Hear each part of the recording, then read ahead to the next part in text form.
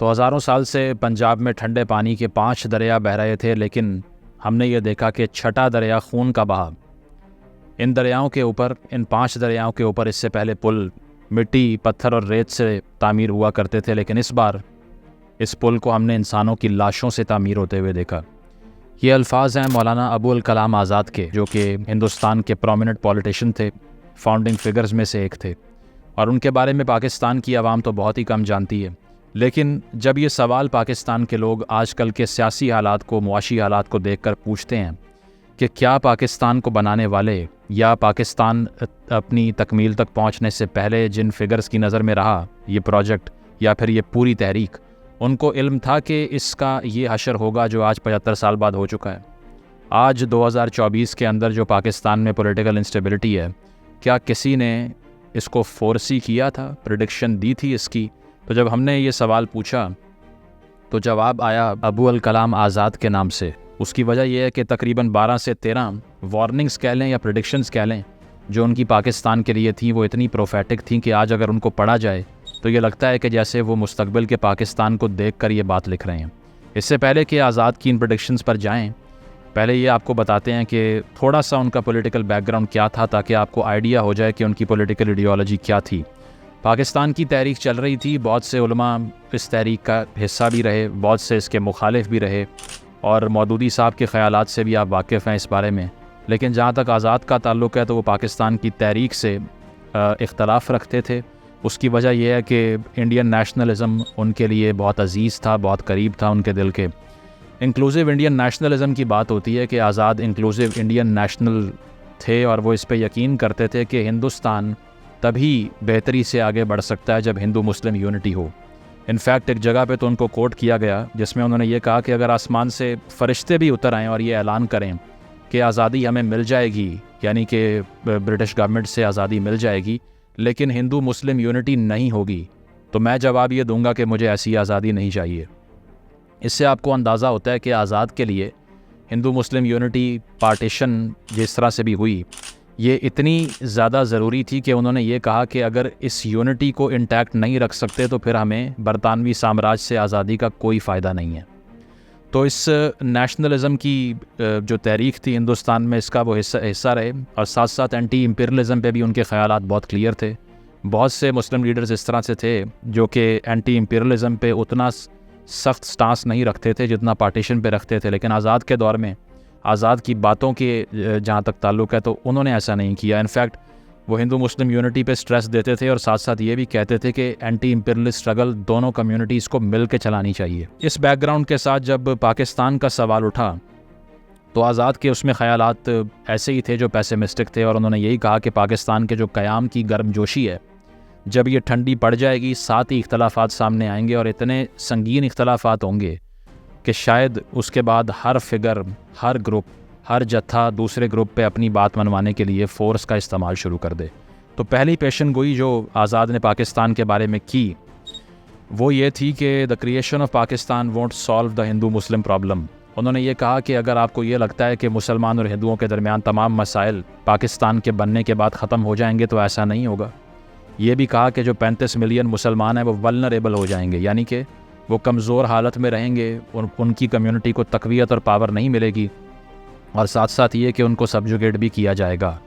दूसरी चीज़ जो प्रेडिक्ट की आज़ाद ने वो ये थी कि इस्लाम का जो यूनिवर्सल मैसेज है वो अपनी अपील खो देगा। उसकी वजह यह है कि इस डिवीज़न के बाद से, जो कि शायद आज़ाद को नज़र आ रहा था कि ये डिवीज़न कम्प्लीटली नहीं मटीरियलाइज़ हो सकती, क्योंकि वैसा ही हुआ, आधे मुसलमान पीछे रह गए, आधे यहाँ पर आ गए, तो ओवरऑल कम्युनिटी में वो बाइंडिंग फ़ोर्स जो इस्लाम की लोग कहते हैं होनी चाहिए थी, वो नहीं मटीरियलाइज़ हो सकी। इसीलिए आज़ाद ने ये पहले कहा कि किसी हद तक मुस्लिम कम्युनिटी पावरलेस हो जाएगी। इसके बाद तीसरी बात जो आज़ाद ने की वो ये थी कि मुस्लिम लीग के जो लीडर हैं उन्होंने इस्लाम को पाकिस्तान की तहरीक के लिए, ताकत हासिल करने के लिए इस्तेमाल किया। अब ये खासी हाश तनकीद है, इससे आप डिसएग्री भी कर सकते हैं, लेकिन आज़ाद के कहने का मकसद ये था कि अगर आप इस्लाम की बेस पे एक रियासत हासिल करेंगे तो उसके बाद में पावर हंगरी लोग जो हैं वो इमर्ज कर जाएंगे, जो ताकत पे हाथ डालने के लिए किसी भी मजबियत कंडे का इस्तेमाल करने से गुरेज नहीं करेंगे। उन्होंने ये भी कहा कि ग्रुप्स ऐसे पैदा होंगे जो अपना वर्जन इस्लाम का दूसरे पे नाफिज करने के लिए कोशिश करेंगे। यानी कि जिस तरह मैं कहा भी करता हूँ कि अगर रियासत का मज़हब हो तो उसका फ़िरका भी होता है। हमने ये होते हुए भी देखा है, अभी तक हो रहा है। आज भी आपको मालूम है कि एक ही फिक्स्ड कहना चाहिए कि एक मखसूस सोच जो कि इस्लाम की इंटरप्रटेशन में एग्जिस्ट करती है या किसी फ़िरके की इंटरप्रटेशन है, वही रियासत की इंटरप्रटेशन बनती है। और उसका नतीजा क्या होता है कि बाकी तमाम फैक्शंस, बाकी तमाम फ़िरके वो दीवार से लग जाते हैं, वो एहतजाज करते हैं और वो ये गिला करते हैं कि हमारे जो मजहबी आज़ादियाँ हैं उनको कर्ब किया जा रहा है। चौथी जो आज़ाद ने प्रेडिक्शन की थी वो ये की थी कि जो माइग्रेट हो के मुसलमान हिंदुस्तान से पाकिस्तान जाएंगे, वहाँ पर उनसे सलूक कोई बहुत अच्छा नहीं होगा। उसकी वजह यह है कि सेक्टेरियन इश्यूज़ पहले से मौजूद हैं। आज़ाद को ये दिखाई दे रहा था कि सेक्टेरियनिज़म इतना ज़्यादा डीपली रूटेड है इस मुआशरे के अंदर कि अगर आपने रियासत ये कायम भी कर ली तो उसके बाद में सेक्टेरियन प्रॉब्लम्स सरफेस के ऊपर आ जाएंगी, जो कि आईं, जिसको हमने आते हुए देखा कि 50s के अंदर ही अहमदिया राइट्स हुए, लाहौर मार्शल लॉ लगा। इसके बाद में ज़िया-उल हक साहब के आने के बाद पाकिस्तान में सिर्फ़ और सिर्फ एक जो लिटरल किस्म की इंटरप्रटेशन थी इस्लाम की, उसकी इतनी ज़्यादा प्रेवलेंस हुई कि उसके बाद में अहले तशय्युअ हज़रात भी ये क्लेम करना शुरू हो गए कि तमाम लेजिस्लेशंस दरअसल हमारी मजहबी आज़ादी को कर्ब करने के लिए की जा रही हैं। पाँचवीं चीज़ जो आज़ाद ने प्रेडिक्शन दी वो थी कि माइनॉरिटीज़ पाकिस्तान यानी कि इस नए मुल्क में सेफ़ नहीं रहेंगी। उसकी वजह यह है कि जब बेटर रिलेशंस भी हैं हिंदुस्तान और पाकिस्तान के आपस में, तो जो भी वल्नरेबल ग्रुप होगा उसको टारगेट किया जाएगा। और वही हम देखते हैं कि मेरी वीडियो भी मौजूद है इस पर, जिसमें फ़ोर्स कन्वर्जन्स हिंदू ख़वातीन की आज भी सिंध के अंदर होती हैं। इसके अलावा आप जाकर मसाजिद के मीनार तोड़ देते हैं। इसके अलावा आप जाकर हर उस कम्युनिटी को टारगेट करते हैं जिनकी इंटरप्रिटेशन से आपको इत्तेफाक नहीं है। जड़ांवाला का वाक़या पिछले साल हुआ जिसमें चर्चेज़ को जला के राख कर दिया, सिर्फ़ एक अफवाह की बुनियाद के ऊपर। तो आज भी वही होता दिखाई दे रहा है जो आज़ाद आज से 80 साल पहले देख रहे थे। छठी प्रेडिक्शन की तरफ हम आएँ तो शायद ये अब तक की सबसे एक्यूरेट प्रेडिक्शन होगी, और वो ये थी कि जिना और लियाकत के जाने के बाद पाकिस्तान में इतनी इनकम्पिटेंट लीडरशिप सामने आएगी, यानी कि पाकिस्तान के अंदर इतनी नापुख्ता और इतनी इमेच्योर सियासी क़यादत प्रिवेल करेगी कि उसके आने के बाद से यहाँ पर इतना बड़ा वैक्यूम क्रिएट होगा कि मिलिट्री डिक्टेटरशिप्स का राज होगा। और ये हैरान कुन है कि आज़ाद ने ये वक्त से पहले ही देख लिया। उसकी वजह है कि हमने देखा कि फ़ौरन पार्टीशन के बाद जना साहब की डेथ हुई, लियाकत साहब को असैसिनेट किया गया, 52 में पिंडी साजिश केस हो गया, और उसके बाद में ब्यूरोक्रेसी ने अपना राज कायम किया, और बाद में अयूब खान साहब ने उसी ब्यूरोक्रेसी, उसी सिकंदर मिर्ज़ा के कंधे पे सवार होकर इक़्तिदार पे शब खून मारा, मार्शल लॉ लगा दिया। और आज जिस पाकिस्तान में हम रहते हैं 90% पॉलिसीज़ इसकी असल में अयूब खान साहब की कायम करदा हैं और आज भी वही कंटिन्यू हो रही हैं। तो देखा ये जाए अगर कि उसके बाद से मार्शल लॉज की पै दर पे रजीम्स का आना, और उसके बाद याया खान साहब का आना, ज़िया साहब का आना, मुशर्रफ साहब का आना, हाइब्रिड रजीम्स का आना जो आज तक बरकरार हैं। आज अगर जमहूरी हुकूमत आती भी है तो पसे पर्दा इस्टेब्लिशमेंट बैठ के पावर अपनी इन्फोर्स करती है। तो कहा यही जाएगा कि जो आज़ाद ने कहा था कि सियासी लीडरशिप की फुकदान की वजह से इस मुल्क के अंदर मिलिट्री का राज होगा, वो आज भी दिखाई दे रहा है। आगे बढ़ें तो 7वीं प्रेडिक्शन की जहाँ तक बात है उसमें आज़ाद कहते हैं कि Pakistan will be an easy prey to the western imperialism which will use it for nefarious designs.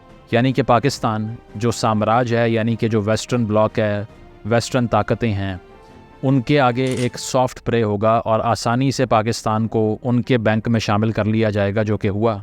हमने देखा कि पाकिस्तान ने पार्टीशन के चंद साल बाद ही सीटो सेंटो साइन कर लिया, बगदाद पैक्ट साइन किया, और उससे क्या हुआ कि एंटी सोवियत अलायंस का हिस्सा बन के हमने अपने अड्डे भी उनको दिए, हमने रूस की मुखालिफत भी मोल ले ली। इसके अलावा हमने हर उस पॉलिसी को अपोज़ किया जो कि अपने लोगों के लिए थी, और हर उस पॉलिसी को सपोर्ट किया जो अमेरिका की खुशनुदी के लिए थी।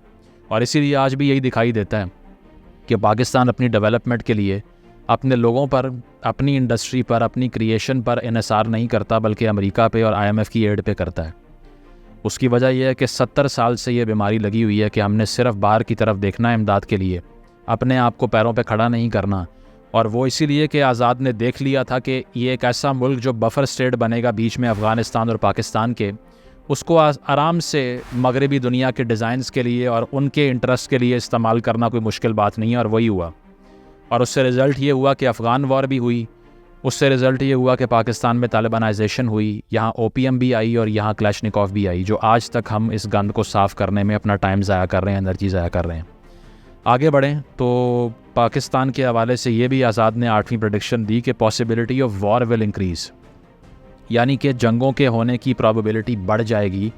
उसकी वजह यह है कि हमसायों के साथ फ्रेंडली ताल्लुकात नहीं होंगे। अफ़गानिस्तान से आज हमारे कैसे ताल्लुकात हैं आप आसानी से इसको देख सकते हैं। आज वहाँ पर पाकिस्तान के ख़िलाफ़ जुलूस तक निकलते हैं। इसके अलावा ईरान से अगर हम बात करें तो वहाँ भी बॉर्डर पे फायरिंग होना मामूल की बात है, ठीक है। इसके बाद अगर हम बात करें हिंदुस्तान की तो उस पर तो कुछ कहने की ज़रूरत नहीं है, 4 जंगें हम लड़ चुके हैं। और इसीलिए जो आज़ाद कह रहे थे कि possibility of war will increase, वैसा ही हुआ। पहली जंग तो पार्टीशन के फ़ौरी बाद शुरू हो गई, क्योंकि हमने देखा कि कश्मीर पे कब्ज़ा करने के लिए दोनों तरफ से जंगों को बचाया गया उस रीजन के अंदर। और उसके बाद में 65 वॉर का एडवेंचर अयूब खान साहब ने किया, 71 का एडवेंचर भी आपके सामने, जिसके नतीजे में पाकिस्तान 2 लख्त हुआ। इसके बाद में जब वाजपेयी साहब लाहौर आए, कुछ मामलात बेहतर होने ही लगे थे कि कारगिल वॉर हो गई। तो जो वॉर की प्रेडिक्शन है वो भी बिल्कुल एक्यूरेट बैठी। उसकी वजह ये है कि उनको इल्म था कि अगर एक ऐसी रियासत बनेगी जिसके नेबर में एक बड़ी स्टेट बैठी हुई है और उसका आइडिया ही उसके मुखालिफ है, तो फिर आप ये सोच नहीं सकते कि पीसफुल ताल्लुकात हो सकें, क्योंकि एक नई रियासत के बनने का जवाज़ ही ये है कि हम हिंदुस्तान के साथ नहीं रह सकते। आगे बढ़ें तो एक और बात जो आज़ाद ने की, 9th प्रेडिक्शन जो है वो थी कौमी दौलत के हवाले से। उन्होंने ये कहा कि national wealth will be looted by the neo rich in Pakistan. नौ दौलती है, यानी कि जिनके पास नई नई दौलत आएगी पार्टीशन के बाद, क्योंकि वो वहाँ से यहाँ आएंगे, नई ज़मीनें उनको मिलेंगी और कुछ को बड़े बड़े रकबे अलॉट किए जाएंगे। तो एक नौ दौलतिया किस्म की एक पूरी एक ऐसी कम्युनिटी इमर्ज करेगी जो कि पहले इतनी दौलत इतनी स्टेट कहना चाहिए कि रिसोर्सेज नहीं इंजॉय कर सके। तो इसीलिए अब आकर वो पाकिस्तान की जो दौलत है इस पे दोनों हाथों से हमला कर देंगे। और हमें याद है कि 30 ख़ानदान की टर्म अयूब खान साहब के दौर में यूज़ होती थी कि यही 30 ख़ानदान है जो कि सियासत में हैं, इन्हीं की जागीरें हैं, इन्हीं की ज़मीनें हैं। इसके अलावा तमाम सियासी फ़ैसले भी यही करेंगे, पॉलिसी भी यही बनाएंगे, इक़्तिदार के मज़े भी यही लूटेंगे, आम आदमी के लिए कोई स्पेस नहीं है। आज तक वही चल रहा है। ऐसे भी ख़ानदान है पाकिस्तान के अंदर जो 300 साल से हुकूमत में है। कुरैशी ख़ानदान मुल्तान का देख लें, या और बहुत सी मिसालें आपके सामने हैं। ये पूरी की पूरी जो एक किस्म से फैमिली की जो इजारादारी है, ये आज तक टूट नहीं सकी। उसकी वजह यह है कि ये ख़ानदान इतने सॉलिडिफाई हो गए, इतने अमीर हो गए, इतनी पर्क्स मिल गई इनको कि अब आप सियासत के मैदान में या मईशत के मैदान में, किसी भी मैदान में इनका मुकाबला नहीं कर सकते, क्योंकि वो रिसोर्स इतना लेकर आते हैं कि मेरा और आपकी तरह का कोई इंसान उठ के उनको पॉलिटिकली डिफीट कैसे करेगा। अगर कैंपेन करने के लिए इतने पैसे ही नहीं हैं जो उनके पास हैं, तो नज़रियात जितने भी बेच लें फ़ायदा नहीं होगा। यही चीज़ हम देखते हैं कि आज़ाद ने ये कहा था कि जो नेशनल वेल्थ है वो दोनों हाथों से लूटी जाएगी। आज तक वही करप्शन के केसेस, वही पैनमा लीक्स पे लोगों को टारगेट करना, वही तोशाखाना से गिफ्ट चुराने पे टारगेट करना, ये उसी चीज़ की कंटिन्यूएशन है कि किसी भी सियासतदान को करप्ट साबित करना या करप्शन पकड़ना उसकी मुश्किल नहीं है, क्योंकि इतना नॉर्मलाइज्ड है ये कि बाकी सब भी कर रहे हैं, हमने भी थोड़ा सा कर लिया, इसमें क्या है। आगे बढ़ें तो 10वीं प्रेडिक्शन ये करते हैं आज़ाद के Islam's moral appeal will drastically weaken and it will become a fanatical ideology. यानी कि जो इस्लाम का असल मॉरल मैसेज था उसका ये हशर हो जाएगा कि सिर्फ फैनेटिक्स उसका इस्तेमाल करेंगे इस मुल्क के अंदर, यानी कि एक्सट्रीमिस्ट, यानी कि शिद्दत पसंद। ये भी इसमें लिखा गया कि there will be Muslims in Pakistan but no इस्लाम।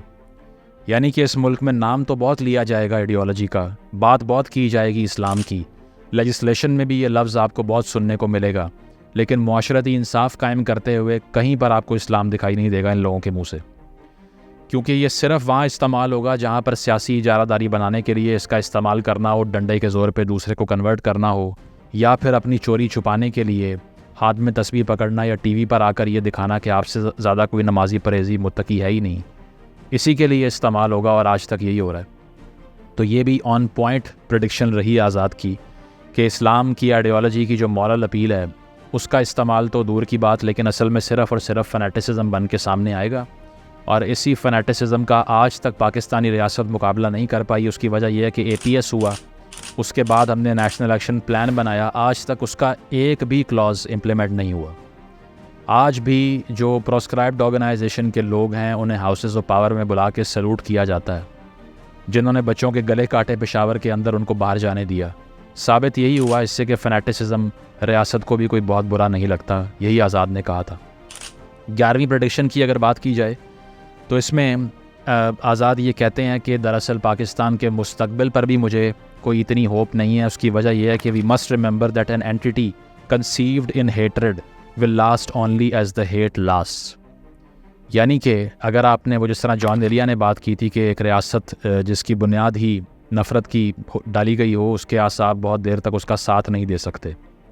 और यही हम देख रहे हैं कि हमने अगर सिसेशनिस्ट पॉलिटिक्स करके एक रियासत की आइडियोलॉजी को बाद में मज़ीद शेप कर दिया, उसकी वजह यह है कि 60s के अंदर तो शायद वो हालात ना होते जो आज हो गए हैं, क्योंकि ज़िया साहब के आने के बाद से, या उससे पहले भी ये फैक्टर मौजूद थे वैसे, लेकिन उसके बाद इंटेंसिफाई हो गए कि हमने सिर्फ़ और सिर्फ ये कह दिया कि हमारा कोई भी ताल्लुक़ अपनी एथनिक तारीख़ से नहीं है। कोई पश्तून, कोई बलोच, कोई गिलगिती या फिर कोई भी ऐसी एथनिसिटी जिसकी अपनी तारीख़ है उसको भूल जाएं। सिर्फ ये देखें कि पाकिस्तानियत की बुनियाद उस वहाबिज़म की बुनियाद पर डालें जो ज़िया साहब फरमा रहे हैं। और आज भी आपको यही दिखाई देता है कि एक ऐसी हेट्रेड की आइडियोलॉजी को एम्पलीफाई किया पे दर पे हुक्मरानों ने कि आज ये आसाब साथ नहीं दे रहे इस रियासत का। 12वीं बात जो की आज़ाद ने, वो तो रोज़े रोशन की तरह आया है। उसकी वजह यह है कि आपको पता है कि पाकिस्तान ने 51% पाकिस्तान को 71 में खो दिया था। तो आज़ाद ने कहा कि I feel that eastern Pakistan will not be together with the western Pakistan. तो उन्होंने ये कहा कि मशरक़ी पाकिस्तान और मगरबी पाकिस्तान एक साथ नहीं रह सकते, और ये मैं पहले से देख रहा हूँ। इस पे भी शायद आप इतने हैरान हो जैसे ये किसी it's a work of magic और समथिंग, कि उन्होंने एक्यूरेटली इसको भी प्रेडिक्ट किया और कहा कि ये दोनों विंग्स अलहदा हो जाएंगे। हुए पहले दिन से ज़बान की बुनियाद पे हमने गलत रवायत डाली। 48 में वहाँ जाकर उनको ये कहा कि उर्दू बोलना शुरू कर दें, हालांकि वो ख़ित्ता जहाँ पे मुस्लिम लीग ने जन्म लिया उन्हीं को एलियनेट कर दिया। तहरीकें चलना शुरू हुई, अयूब साहब ने सप्रेस करना शुरू किया, राइट्स नहीं दिए उनके लोगों को, उनके 6 नकात को आपने आखिर तक नहीं माना, और उसके बाद में 71 हुआ जिसमें हज़ारों लोगों की जान भी गई, कुछ हाथ भी नहीं आया, और एक इतनी बड़ी ह्यूमिलिएशन भी बर्दाश्त की कि 90,000 हमारे मिलिट्री के लोग भी वहाँ चले गए। बाद में भुट्टो साहब की इनिशिएटिव पे वापस आए। तो देखा ये जाए तो ये सारी प्रेडिक्शन, अगर आपने रेफरेंस इसका देखना है आप ख़ुद भी देख सकते हैं। इश्तियाक अहमद साहब ने भी इस पर एक आर्टिकल पब्लिश किया है डिटेल में, और इसके अलावा आगा शोरिश काश्मीरी जो कि एक राइटर भी थे, जर्नलिस्ट भी थे, उन्होंने ये इंटरव्यू आज़ाद के साथ रिकॉर्ड करवाया था जो कि पब्लिश हुआ था चट्टान मैगज़ीन में या गालिबन अखबार में। अप्रैल 1946 की ये बात है। तो उसमें ये तमाम प्रेडिक्शंस आज़ाद कर रहे थे, और शायद ही इनमें से कोई एक प्रेडिक्शन ऐसी हो जो कि बिल्कुल एक्यूरेटली, जिस पर आज हमने अमल करने में कोशिश ना की हो। तो लगता यही है कि हमारे सारे हुक्मरानों ने कसम खाई हुई थी कि आज़ाद की तमाम बातों पे अमल करना है, और वही करते हुए नज़र भी वो आए हैं। इसके अलावा आज़ाद ने यह भी कहा कि असल मामला यकीनी तौर पे मज़हब का नहीं था, बल्कि मुआशी तरक्की का मसला था। उन्होंने ये भी कहा कि मुस्लिम जो हैं वो कारोबारी क़यादत को अपनी सलाहियत और हिम्मत पर शकूक व शुबहात रखते हैं। मुसलमान कारोबारी हजरात को सरकारी सरपरस्ती और मेहरबानियों की इतनी आदत पड़ चुकी है कि वो अपनी आज़ादी और ख़ुद मुख्तारी से खौफ ज़दा हो चुके हैं। वो दो कौमी नज़रिए की आड़ में अपने खौफ को छुपाते हैं और एक ऐसी रियासत चाहते हैं जहाँ वो बग़ैर किसी मुकाबले मईशत पर अपनी इजारादारी का क़याम हासिल कर सकें। ये देखना इंतहाई दिलचस्प होगा कि वो कब तक इस फ़रेबकारी को ज़िंदा रख सकते हैं। तो आज़ाद का ख़याल ये था कि दरअसल ये जो बड़े बड़े इम्पीरियलिस्ट कह लें आप, या फिर बड़े बड़े जागीरदार भी इस पूरी तहरीक का हिस्सा बन गए हैं, जो जेन्युइनली नहीं भी थे इसका, वो इसलिए बन गए हैं कि वो मुआशी तौर पर इजारादारी हासिल करने के लिए एक खिलौना चाहते हैं, और इस खिलौने का नाम उन्होंने पाकिस्तान रख दिया। और आज भी आप देख लीजिए कि वही लोग जो कि दरअसल लैंड रिफॉर्म से भाग रहे थे, वही लोग जो चाह रहे थे कि उनकी जागीरें कहीं लैंड रिफॉर्म के तहत छीन ना ली जाएं, उनकी दौलत कहीं डेमोक्रेटाइज ना हो जाए, इसीलिए उन्होंने सिर्फ इस मूवमेंट को सपोर्ट किया। दरअसल उनको कोई मसला नहीं था हिंदू मुसलमान का, सारी बात पैसे की थी। तो ये बात भी कितनी सच है कितनी झूठ है इसका तयन आप कीजिए। अब अगर इस सारी डिबेट से आपको ये लगता है कि मेरी मुराद ये है कि दरअसल पाकिस्तान बनना चाहिए ही नहीं था, तो मैं ये नहीं कह रहा। मेरे कहने का मकसद ये है कि अगर हमने एक रियासत हासिल कर ली है तो obviously we can't go back in history to undo that, because historical event को आप कबूल करने के अलावा कोई चारा नहीं होता। तो वाहिद चीज़ जो हम कर सकते हैं वो ये कर सकते हैं कि आइडियल्स तो चेंज कर सकते हैं स्टेट के, इस रियासत का नया सोशल कॉन्ट्रैक्ट तो बना सकते हैं, इस रियासत का एक नई बाइंडिंग फ़ोर्स तो क्रिएट कर सकते हैं जिससे ये लगे कि हम आज़ाद के इन 13 वार्निंग्स पे अमल दरामद करने के लिए पैदा नहीं हुए। लेकिन मसला ये है कि हम आज भी अनकॉन्शियसली इन्हीं गलतियों को रिपीट करते जा रहे हैं। तो इस सारी डिबेट का मकसद ये है कि आपको बताया जाए कि बहुत सी चीज़ें हैं जिनको आप क्रिटिसाइज़ करते हैं कि ये मियाँ नवाज़ शरीफ ने या इमरान खान ने या जरदारी ने कर दी, या मुशर्रफ ने कर दी, या भुट्टो ने कर दी, या अयूब ने कर दी। क्या ये सवाल है कि पाकिस्तान बनने के बाद की हुक्मरान क्लास ने सिर्फ़ और सिर्फ ये तमाम चीज़ें की हैं, या इससे पहले इस मूवमेंट के अंदर भी कुछ खामियां थीं जिन पे तनकीद करते हुए शर्म नहीं खानी चाहिए। हमें ऐसी मुकद्दसात नहीं बनानी चाहिए कि अगर किसी को तनकीद का निशाना बनाए तो ये समझा जाए कि आप गद्दार हैं या आप इस पाकिस्तान के ख़िलाफ़ हो गए हैं जिसमें आप रहते हैं, जिसको आप टैक्स देते हैं। तो पर्पज़ ये है इस सारी गुफ्तगू का कि आपको बताया जाए कि ये वार्निंग्स बहुत आसानी से उस वक्त कंसीव की जा रही थी और हम आज भी इन पे अमल कर रहे हैं। तो नया सोशल कॉन्ट्रैक्ट बनाना होगा, एक ह्यूमन स्टेट बनानी पड़ेगी जहाँ पर हमने सिर्फ आइडियोलॉजीज़ की बुनियाद पे नफ़रत नहीं फैलानी बल्कि राइट्स देने हैं।